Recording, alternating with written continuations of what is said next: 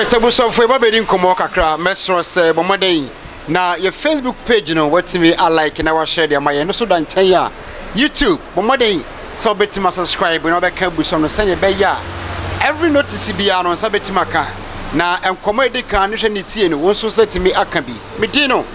Nana Mensa Abrompa Bermaya from Inamens. Me producer another day. Nana JC Kapa Obajuma and Maniafi first done so and Queen University Foundation. So boa Nasikasa Famuno will PhD a dear Bambamba Krakasa. Now him say what the ton of a cell tongue when they up bear for the video so a barco. Me train internet no and no any attention TV bar. Anybody in Combona, the here for 10 in an yashe at Timapia a good page a whole so area mount. And as some made him command said himself upon yard Tomoa. Na brewa puma kwemu na bibia ankotia homam e wo sorowa nyame aduma juwada e na ye wo fase ye ma ye nuanom ene nananom kuma a owo junior high school e betwe won so we twato e wo empebeso mu wei nyakopon ya adum matimi akowram e wa dantam de mekire senior high school. So from Monday to Friday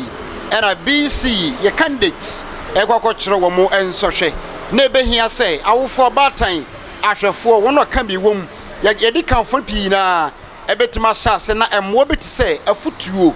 kasade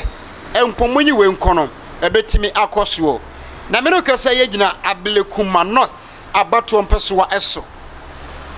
Ablekuma North abato mpesoa eso woranyamfo wo ho semra se badwani ye maame Sheila Bates na ye maame chem say wo yo batan asebenya aduano nko a eno de ma ne ma engumosuya ede na koma so esan se engumosu ni man ka me no kasa nka wonim pebeso anko wei wa shase from crèche nursery KG primary junior high ema obetro B.E.C.E ni bi enti wonim what entails when it comes to B.E.C.E the basic education certificate examination sanso hwe no watro bi wonim de komu ene de eba nyina na ko oba tan no sanso ye emreso dwani wo sa empeso so yi na ne mofra ne nanom ne nwankuma ekotro bi de wontimi emfodi ni arms enhwe enkasa keke ne senti polifo ka asem bi se utu afasefo unuafo na sabio bebi anko ne nsem anko ne botomu a watie pa ensie bia na wamfa and so my me say se ne ma ekokotro B.E.C.E from Monday to Friday ya polifo say woni hwimpo no wopusa ne nsem enti wabomoden ema akande ya beboa na enkwara no nso hwetima koyie pa no wayibi ohaw ni bi afra wofo ekomu ana abatan ekomu ne nyina ene say yehwe mathematics technical enipo other subjects nyina no wombehia instrument bi afani say mathematical set ana math set menkanisa ye mame atima kotobia enye adeketwa a wode ma emofra wona bato mpeso eso so wonye na entimi emo inspire the reaction in writing the examination na oba na bato mpeso so suku ahodo won setimi kan bi edo so pa ebini yeko odoko Salaria 1 and 2 St. Stephen's Primary and Junior High School Dakuman 1 GHS odoko 4 and 5 primary and GHS yebeko kwashiman cluster of schools Prince of Peace Primary and Junior High School, McCarthy Basic GHS,